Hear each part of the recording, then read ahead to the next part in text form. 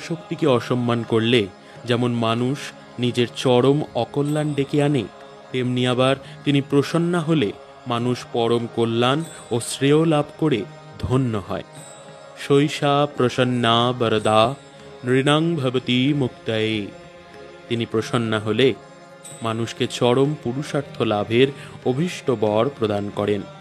শ্রীরামকৃষ্ণ তাঁর অন্তরঙ্গদের সে বিষয় অবহিত করে দিয়েছিলেন।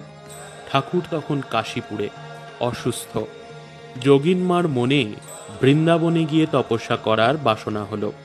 তিনি একদিন তা ঠাকুরকে জানালেন। শুনে ঠাকুর খুব আনন্দ প্রকাশ করলেন, বললেন, তুমি বৃন্দাবনে যাবে? বেশ হবে, যাও, সব সেখানে পাবে।